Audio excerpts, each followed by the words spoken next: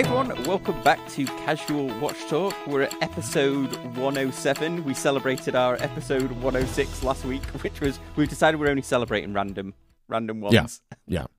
Prime numbers, only, no, 106. No, I guess not. Well, odd numbers, even numbers. It's fine. Yeah, absolutely. And thanks everyone who joined the live stream. We're doing a Casual Watch Talk live on a Tuesday at 7:30 Eastern. So if you want to come on and interact with us, we've been getting some great questions from the audience. Keep the show moving. Yeah, it's a lot of fun. Yeah, a lot of fun. Well, should we kick it off with a wristwatch check? Shall I dive in first on this one, and then all right, sure, you can go. Appropriate probably for today's episode, we're going to talk a little bit about quartz, which was a subject spurned from a comment on the Facebook group and also some of the comments on our live stream yesterday. But I'm wearing my Seiko speed timer, which has been my daily wear at the moment, and I think they're going to Seiko started promoting it again for some athletics thing, so maybe there'll be a new love for it. But yeah, I've really fallen for this little Seiko quartz watch. I need to do a renewed video on it. I did one where I did a collab on it, but I think I might do a full in-depth review now that I've had it for 6 months. But yeah, I feel like you've had it on your wrist for nonstop 6 months. Yes, yeah. I wear the Christopher Ward Trident occasionally, and I decided to wear my turtle the other day, the Ultimate Turtle, because did such a good job of modding that. Thank you. I have to get it out every now and again. I could never sell it. So yeah, you've been like I said, you've been real charging with a plus many months on the wrist with the Seiko.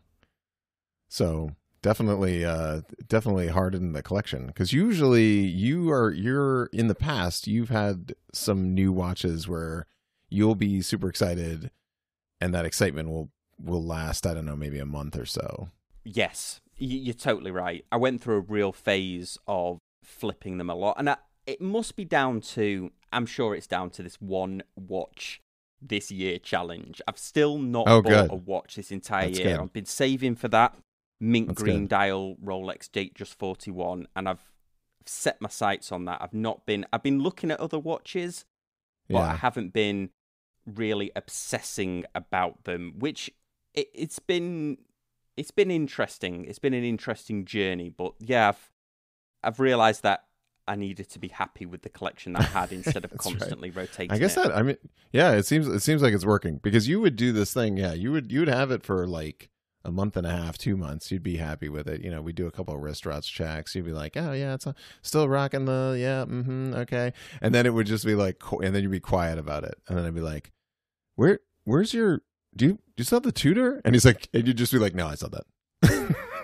Just like 2 months ago by, and you're like, no, I saw that. That's gone. And you're like, we should probably do an episode on Sam's minimalist watch collecting strategy. Well, yeah, I think I've got a collection now of probably 3 that I consistently wear. So the Christopher Ward, which I just love, the Trident one, the Ultimate Turtle that I just mentioned before, and then this Seiko. And I think it covers all. Oh, and I've also got that G-Shock, actually. So I suppose that's the fourth, the metal G-Shock that I added I added the metal case to it, the DW56 or whatever. Yeah. And I think that's pretty much everything that you need. I've also got I'm turning this 3 watch collection into a 6 watch collection within seconds. Well, 3 and then 7, but then the essential 12. Yes. Well, yeah. Well, I've got that one that I made, that DIY Watch Club one, that dress watch. I'm keeping that because that's one I'll probably give away. I'm going to give the G-Shock away as well, so I'm just keeping them in reserve. People at work that are getting into watches, I've managed to give a few out, and we started a watch club at work, which has been pretty cool on Slack. Oh, really? Big shout out to everyone on the PS Watch Lovers Slack channel. Oh, there you go, little side channel. Cool, that's cool. I had the C65 out for the weekend. Posted up some pictures in the chat in our Discord. Had the chronograph out for a sailing trip. Oh yeah, you mentioned last week. Yeah, I took it on so I have a FKM, FKX. What is it? The type of rubber? FKM, yeah. FKM. I have it on. I have an FKM orange rubber strap for it. I have a black 22 mil. I could have put it on, but the black strap with the blue dial, I don't know. Can be a faux pas. Sometimes it works, sometimes it doesn't, depending on. Well, lots of bright colors on that dial, so like I feel like I'd be doing something wrong. So I didn't want to go with the international orange, although good safety in the water, kind of. You're wearing a life preserver, right? So I decided to. I was looking at the bracelet, and I'm like thinking like I'm going to be running around the boat. I'm going to be swimming. I'm going to be, just hiking, doing whatever. And I'm like, do I have a bracelet on? And the bracelet is pretty hefty. Yeah. Which is good. It's good. I'm not saying it's not a good bracelet. It's got the sliding micro adjust underneath. You flip the clasp up. It's great. But it's like, you know what? I'll take it on the original. So I have the original rubber strap for it. And I think I mentioned this, but the keepers on it are too small. And so I replaced the keeper with like a silicone. So I'm already like 1 point down on this strap. And so I replaced it with like a silicone keeper so that it would keep it on my wrist and I wouldn't grab it on anything. And it was fine, but I wasn't like, I don't know. I kind of came away with like not satisfying experience with it. Oh, I'd say. And then went swimming and then was like, not panicked, but at the same time I was like, to get the salt, to wash the salt off it. Oh, okay. Okay. Seawater swimming. Like I was like, you guys should know me by now. I have no problem showering, swimming, whatever. If I can't dunk my hand in a fish tank, if I can't go take a shower and wash the back of it off and rinse whatever's on it, I wouldn't wear it. So I was like, at one point I was like, I gotta get this thing rinsed off quick. And then it was like, and then I like had to stop and think like, I am now managing my wristwatch on a fun sailing, swimming, hiking trip. And I was like, eesh.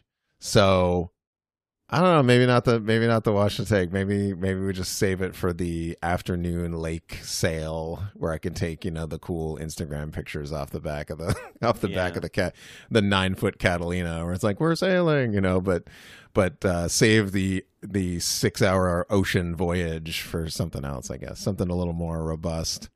And honestly, I was tempted to just take the 104 cuz it's 100-meter water resistant, and I kind of like it's. I know it would have not a problem, so and that's where I'm at with it. So no, fair enough. But speaking of, you did ask what was. We did do a wristwatch check, my super long wristwatch check here. So I'm back to my daily driver, my Bell & Ross GMT, and Pete and I had a great follow-up conversation about my comments yesterday on the live stream. Oh yeah, Pete from Not So Obvious Watches channel. He was it drives him nuts that there are people that have to categorize, and he did a great video about reviewing the wearer versus reviewing the watch. It was around GMTs, wasn't it, that sparked this conversation? We talk about GMTs on the live stream. Right, exactly. And he had done a video in the past where it was like talking about when you review the person that wears the watch and not necessarily the watch, and you kind of fall into the trap of that. And here's a perfect example where you're like, this is a true GMT, and you're like, you are not classifying the movement. Excuse me. You are categorizing the person that wears it.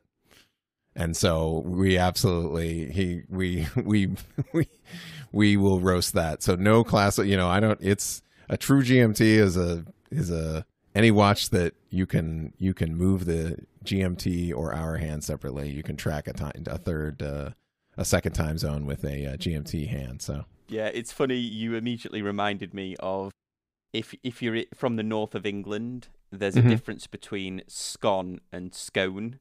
Like scone is like the posh way of saying it, and scone is like the common way of saying it. Yeah, yeah. So if you're like, oh, look at you with your scone. Your scone, your fancy scone. Like, well, you've just reminded me, our favourite 3-letter YouTuber who's been... We joked a couple of weeks ago that he's been taking a few sly digs at the rest of the watch review community, and one of the ones that a little shot over the bow was, I forget what he was reviewing, a Breitling or something, and he was saying that people shouldn't review watches or give opinions on watches that they haven't seen. And he was going, his latest video, which he does, I'm only poking fun at him, he does a great job of his videos, he's filming and everything spot on. But he was comparing the Bulliver, which he's now Bulliver's his thing. Like, he went to the Bulliver Museum. Okay. He's no longer a Seiko man. He's a Bulliver man now. I see. He went on to compare in the video the Bulliver GMT to the new SKX GMT or the 5KX GMT. And I was like, I see. I noticed that you're just showing a picture there of that watch and not the actual one. Haven't had that on the wrist, have you? Well, I think he got around it by saying that the case is so familiar to him. Oh, I see. Yes. Well, it must be. But yeah, no, I'm only poking fun at him, and of course he's welcome on the show anytime. I did reach out to him to ask him if he'd come on. Yeah, it's it's good to just like, this is if there's one thing that we like to do on our show, and that is not take ourselves too seriously and make sure other people in our fun watch collecting hobby are also not taking themselves too seriously. So we're just a small, tiny group of crazy people. Well, yeah, and I often reply in the comment section, some people, like, videos that I made years ago where they get quite upset about saying that's something that I said in the video, and I'll reply back and say, look, I can't even remember what I said. I might have even changed my opinion by now, so apologies for if I upset you in any way. But for sure. Well, should we dive into... Got a couple of fun subjects. I definitely would love to talk about some quartz watches, because I'm on a real thing for quartz at the moment. Yeah. First off, there's a new website. If anybody's not been on it, it's called WatchCrunch. It's kind of like a dedicated messaging board for watches. It's quite fun. Ben from Ben's Watch Club is a big proponent. They sponsor his show, and of course, they're welcome to sponsor our show as well. It's a really good community. People share their watch collections. It's very hyper-focused rather than Reddit. Reddit's awesome, but Reddit's got multiple different subjects. But WatchCrunch is a lot more watch.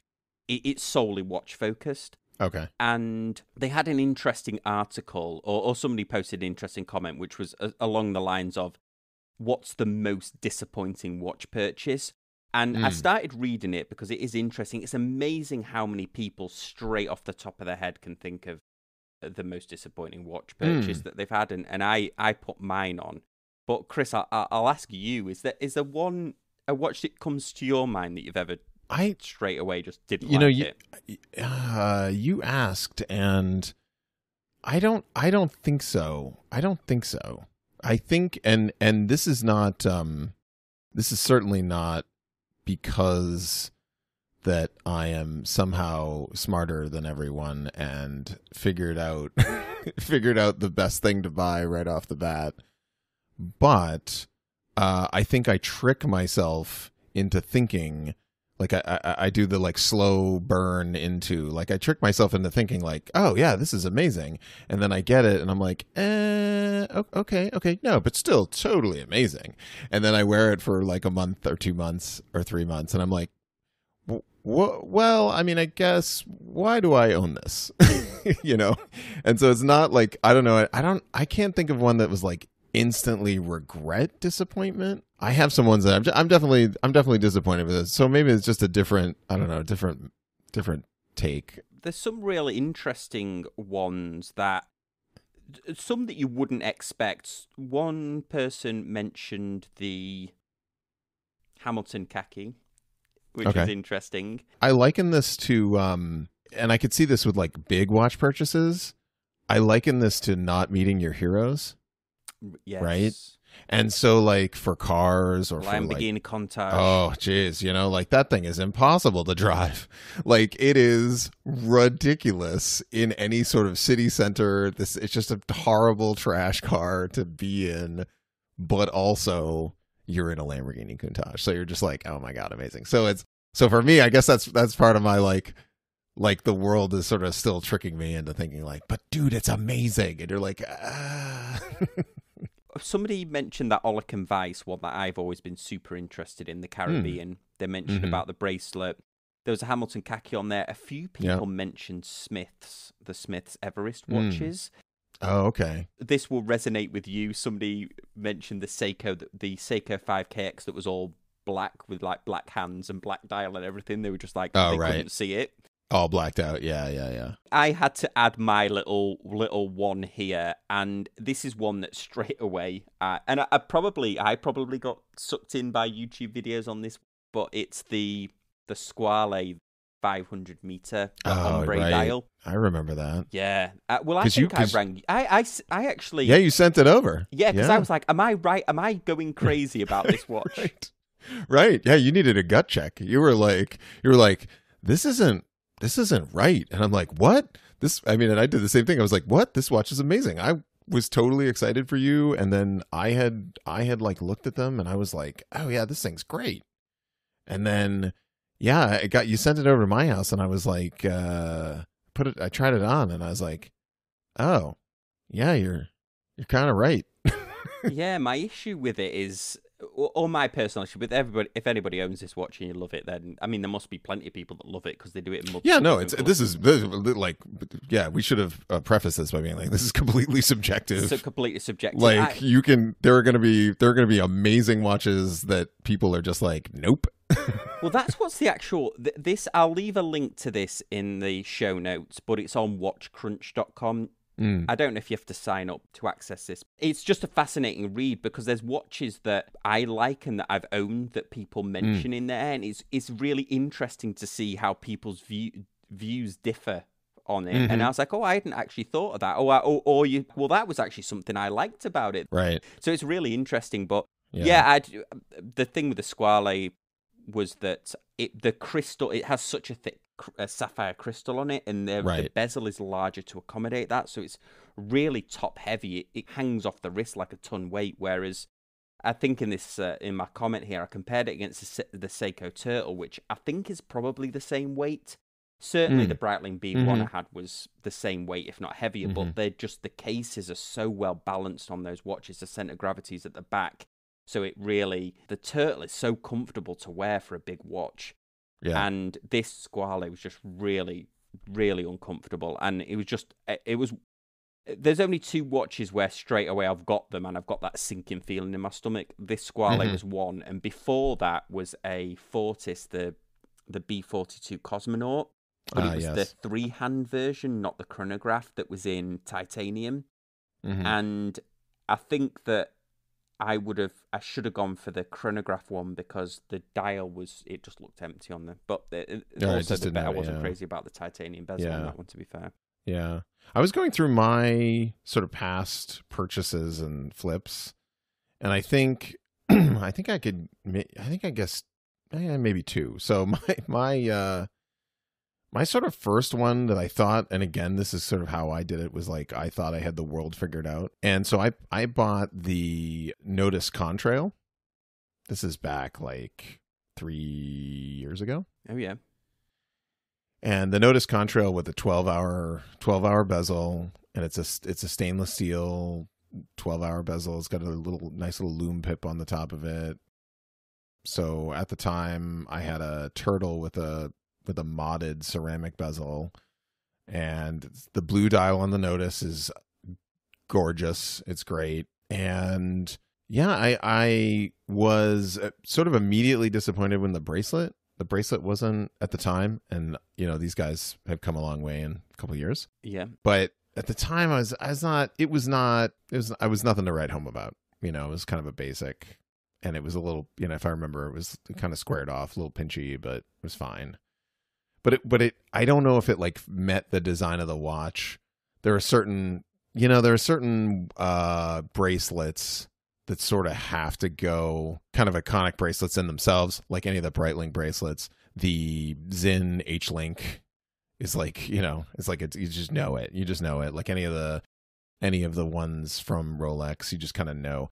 this was just kind of like a square design, rectangle squared off kind of design. It was nothing crazy. I really wanted to like it, but I just sort of fell out of love with it.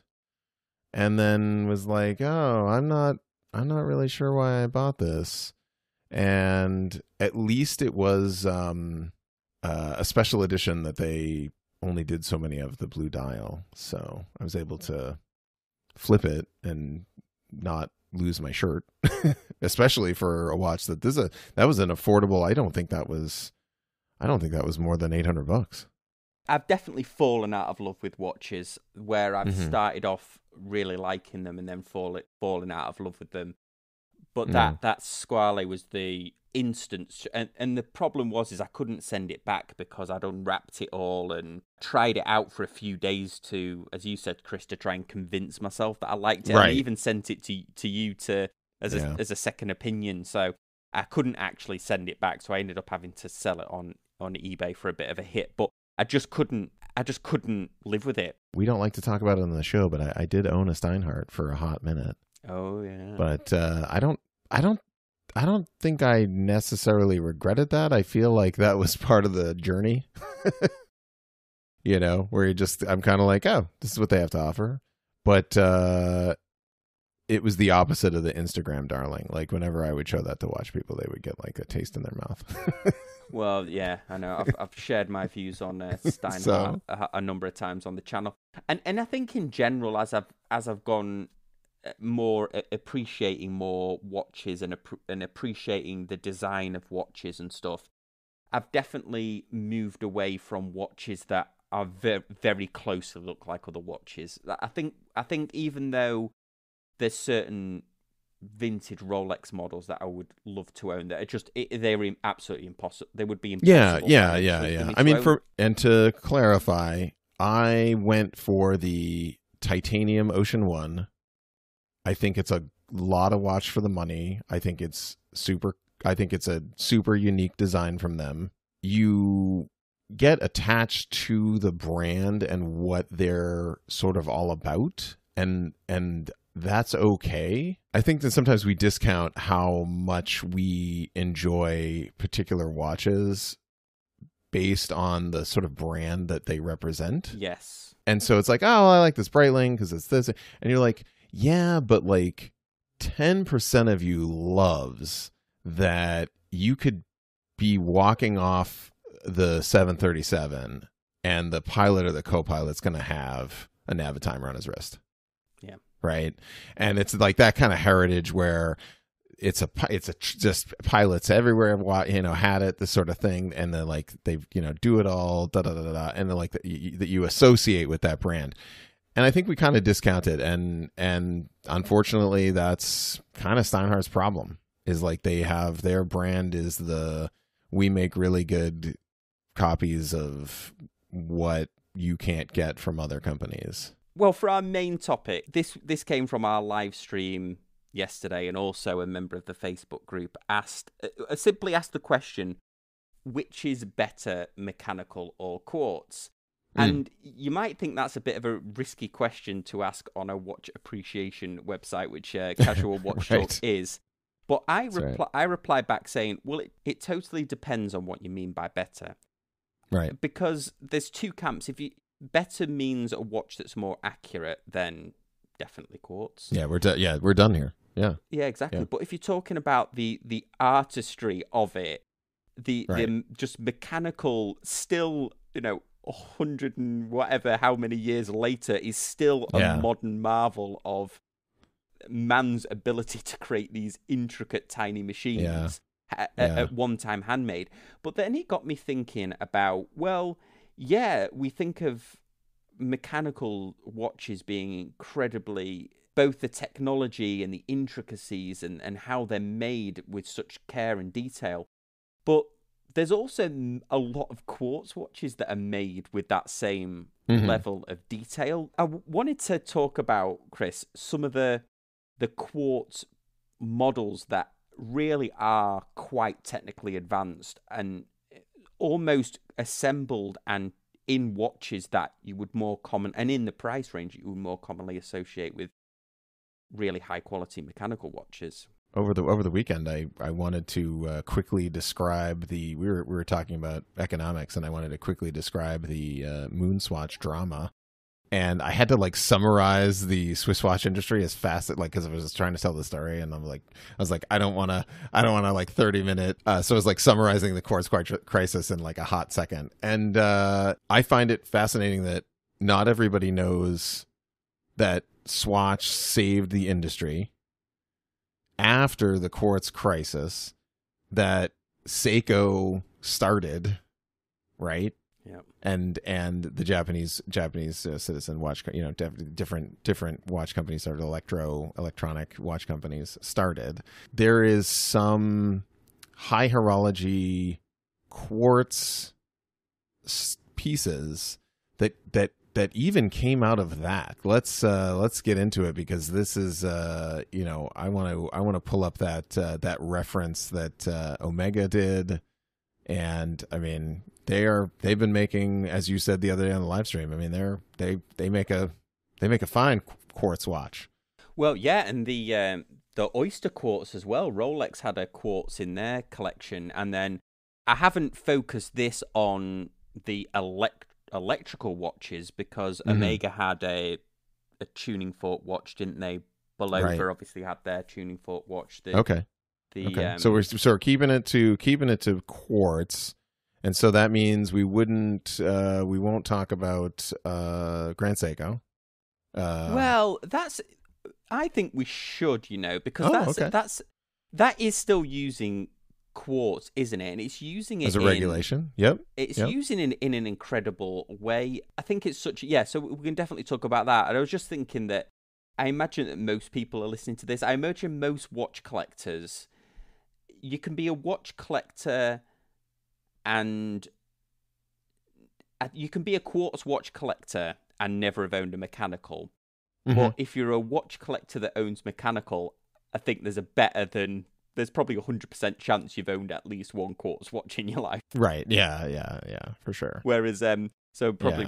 And I had, admittedly, I had the other problem. I mean, I grew up with Casios and like fossil, quartz watches, and I was completely oblivious to the concept of a automatic movement in a mechanical watch until 6 years ago, which is just like I was just completely ignorant that it was even a thing, which like again to your old school watch collectors would be like, how did you not know this? So well, exactly. And I think you're right that most of the general public, in fact Hodinkee did an interesting article on the TAG Formula One, which is very famously I think they do a mechanical version of it, but more often you see the quartz version. And they were saying that most watch buyers, especially, I think they're probably talking about TAG, and I would largely agree to this because I've seen a lot of TAG watches in the wild, and usually they are the quartz versions. Yeah. But they were saying that most people who are casual watch buyers go for the brand, as in TAG, and they don't really give a lot of thought to the movement that's inside. So that's why this watch does so well, because it's quartz. Yeah. And most people assume that there is a battery in a watch, don't they? Yes. I think so. Most of the casual, not the watch collectors, most casual watch buyers. Yeah. But I wanted to go through some of what I think in terms of have been really the pinnacle of modern day quartz movements, because not all quartz movements are the same. Yes, they all are very incredibly accurate in comparison to their mechanical counterparts, but there's been such evolutions in technology of quartz watches over recent years. And you mentioned the spring drive, and I know the spring drive is a hybrid. It uses a quartz crystal to regulate the mechanical movement. It's a real amazing feat of engineering. Yeah. It's a unique way, but you are correct. It does have a quartz crystal in it that's connected to a small electromagnet that's slowing down or speeding up the spinning balance, if you will. Yeah, and it doesn't have a battery in it either, which is even more like amazing, isn't it? It's powered powered off the mechanical components of it. So when I always think of really good quality quartz watches. First off, I always think of the Citizen Eco Drive. We talked about solar quartz. There's also a solar quartz version of the Seiko Mecha Quartz, although I have my grievances sometimes with the Mecha Quartz with their 24-hour indicator. So I always think of the Eco Drive, which is just such a solid quartz movement. It's not the most accurate quartz movement in the world, but it's certainly got everything you'll need. I mean, you might need to reset it once a month. And in terms of the evolution of that movement, where there's no visible solar panel, is there, on those Eco I know, Drive right? watches? I mean, sometimes the dial is like somewhat transparent, but then I've seen ones where it's like it gets all of the light through it, through like the 3 millimeter hole in the dial. I mean, it's pretty amazing. Then going up the scale, obviously, we do have the Seiko Mecha Quartz, which is it's sort of a hybrid movement in the fact that it's a quartz watch, but it has additional the gear train in there to make the second hand move as if it's similar to a mechanical watch. Now, they do a 3-hand version of it. So they do commonly you see it in chronograph. So only when the chronograph is engaged does it look like it's a mechanical watch. They do a 3-hander. Walbrook use it. Walbrook watches have a 3-hander quartz. But then that's a high beat sort of. That's a high beat where it's almost a smooth second. Yes, where it's almost a smooth second. Okay. The trade off with those is that those 3-handers is because the second hand is continually running. The battery only lasts 2 years. I think they're not solar quartz. Yeah, we talked about that. Yeah, with some of those and some of the Mecha Quartz too. Like if you're using them all the time, that gear train takes a bunch of power that a small button cell battery is not ready to power. Well, exactly, and that's why in this speed timer that I've got, I mean, I don't often have the chronograph engaged, but it's good because it's solar as well. Yeah. And then you move up to, as we're moving up the price scale here, I think the next one, of course, is that I always think of is the Bulova. It's commonly seen in the Lunar Pilot, but I think it's their UHF, do they call it? But it's their at 262 hertz quartz watch, which again means that it's got more of a sweeping second hand. This is a chronograph as well, so you perhaps only see it. But Bulova pioneered this high frequency quartz movements to mimic the sweeping seconds of a mechanical watch. Because if anybody's not familiar, what we're talking about, the sweeping hand is a quartz watch will always tick. So it ticks from second to second, where a mechanical is a continuous sweep. So some of these quartz movements, because it's obviously more satisfying seeing a sweep visually. Yeah. I'm trying to think of the frequency. Typically it's like 24,000? Something like that. It's like 24,000 where this really kicks up the frequency so that you have better accuracy, because instead of having a crystal oscillating at 24,000, it's oscillating at 300,000.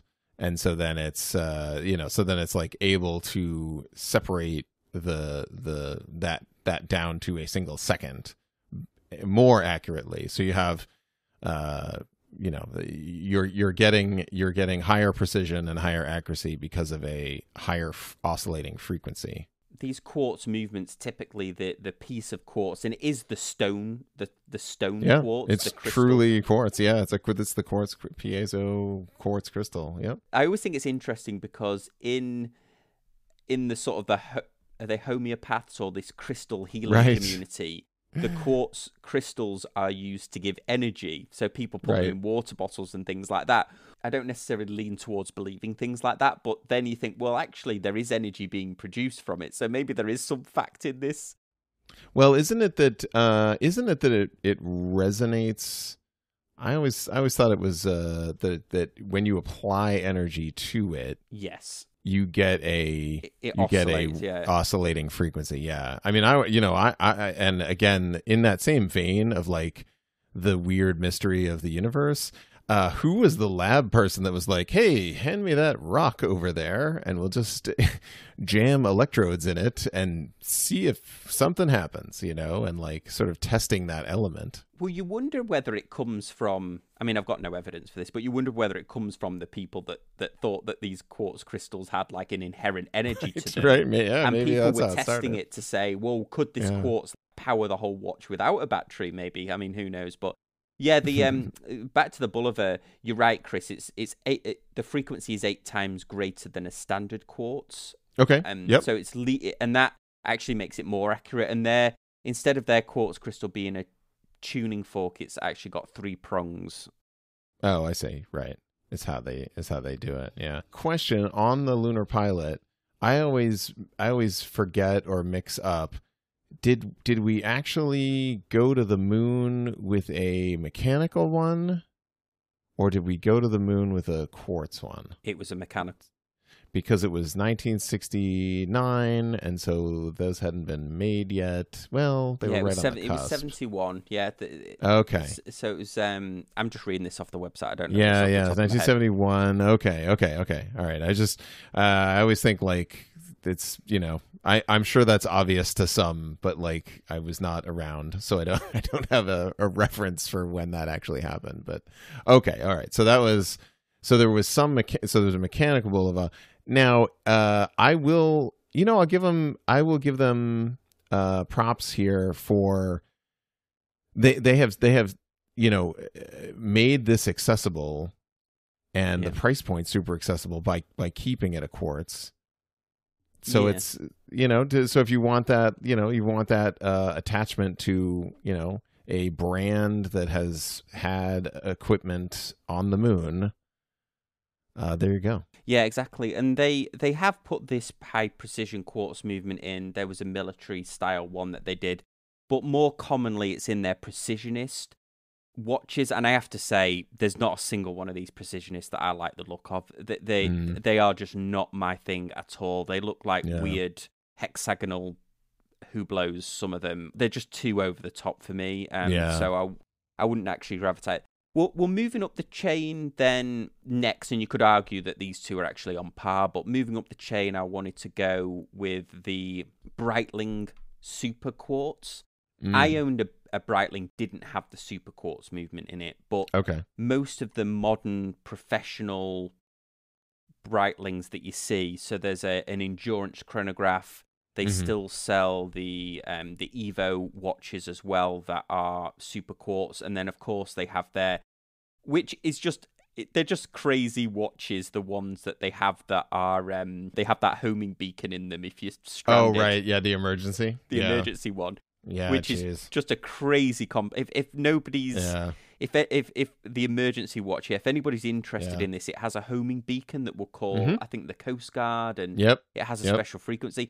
Top Gear, British Top Gear did an amazing show where Richard Hammond had one of these watches, and he was out in the middle of a mountain, and he set it off, and they all had to race to try and find him. But that was a couple of years ago. Yeah. It's like if you pulled a capsule out, it's like there goes like $24,000 or something. Well, like you have to pay if you set it off. Yeah, you got to pay for it. So it's some crazy amount of money that it's interesting. You mentioned super accurate quartz just to get a reference here. So when we talk about an average inexpensive $500 mechanical, we're in the realm of maybe plus or minus 30 seconds a day. 15 to 30 seconds a day. We move up into a much more accurate or high beat, so something in like the 28,000 beats per minute, beats per hour, beats per minute. Yes. You're down into maybe, 10 seconds, 8 to 10 seconds a day. Then you get cost certification that moves you into 4 seconds land, right? So then, it'd be completely reasonable if you had a cost certified movement to only lose 1 or 2 seconds a day, if anything. Well, yeah, this is Rolex's thing, isn't it? It's 2 seconds, they say, plus or minus 2 seconds a day, which is considered extremely accurate for Right, super accurate for mechanical. Then we flip over to super inexpensive quartz, your $15. Spring drive is supposed to be within 1 or 2 seconds a day, isn't it? Oh, okay. Oh, I thought spring drive was even better than that, but okay. But switching over to like super inexpensive, $15 at Target quartz watches, we're looking at 2 seconds a month. Yeah, between like 2 to 15 seconds a month. Yeah, And 2 to 15 seconds a month. And just to say what affects a quartz watch, so mechanical watches are affected by gravity, the position that you're holding the watch in. They're also some are incredibly affected by magnetism, whereas quartz watches, it's all about heat. Yep, so temperature. Yeah, yep, temperature. Exactly. So then, so then you move into a higher end. So like, a higher end quartz watch. Now we're talking about 2 to 5 seconds a year. Yes. Yeah. So, and I mean this super quartz from Breitling. I mean, what is their spec? The Bulova was within a couple of seconds a year. I bet you they don't even put a spec on here because, like you said, it's going to be within a couple of seconds a year. I wonder if it says. It doesn't even say it here. Probably because it doesn't need to. It's going to run out of battery before it's not accurate. Well, yeah, and they are even this pre-super quartz, and the reason that this super quartz is so accurate from Breitling is because it's what they call thermocompensated. So it compensates for temperature variation, which is what affects quartz watches. Yeah, so it'll have a separate transistor package that will literally measure the temperature of the quartz and then make a computer calculation that says, well, this quartz runs 0003 fast when it's 80 out. And so we're going to turn it down a little bit, make that adjustment. This is early, if you're running supercomputer stuff, you have to get down to a couple of decimal places. You got to get down to 4 or 5 decimal places. And so that's definitely one way to do it. Cool technology, super, super accurate. Moving further up the chain again, there is a high precision citizen movement as well. But I don't know a lot about that, but the next one that you always think of when you think of incredibly high-end luxury quartz watches is the Grand Seiko, their 9F movement. And yes, like you said, Chris, they're within a couple of seconds. Right. It's plus or minus 10 seconds per year. And how they get that is it's thermocompensated, but also Grand Seiko do a lot of testing with the actual quartz crystals. So for 90 days, they'll test, probably similar to how they do microchips, but they test the quartz. They'll put a current through them, they'll vibrate them, and then only a few will then move forward to be actually in the watches. Right. So they might be perfectly good, but they're tested such high. Yeah, and you get a couple of things. So you're at that point, any of the mechanical train, any of the gear train has to be perfect, because if there's any drag on that, if there's any resistance on that, you have any sort of debris in there, it is over as far as keeping that level of accuracy. The other thing that I see with these super high precision ones, which is nice, is you start to get the seconds hand bang on the markers lined up, which, if you're an accuracy snob like us, and I will use the term snob here, tongue in cheek, it's one of the things you look down and you're like, I want that thing to just line up. And I know some of our listeners have adjusted their second hands on their quartz watches in order to make it line up. So this is what you get with that higher level quartz movement. Yeah, and I think these 9F quartz, even, they know they have that tolerance in them where they'll reset themselves back to. And then, of course, you've got a whole family of, we're talking about incredibly accurate quartz watches, but you also have that whole family of that you find in Casio watches and G-Shocks where they're quartz and they will actually reset themselves off the radio. So they might not be as accurate as these over a year, but they reset themselves every night or every couple of nights so that they're bang on the money. But I think the world of quartz is really amazing. And it certainly, when I started watch collecting, I kind of poo-pooed quartz. I was kind of getting into mechanical watches. I was like, oh yeah, they're amazing feats of engineering. And then in recent years, I've definitely come back to really love quartz again. Yeah, it's because it is. I mean, in the same way, you know, I certainly I understand the, you know, it doesn't have a soul because it's not just a mechanical object, but there is so much engineering and design put into these.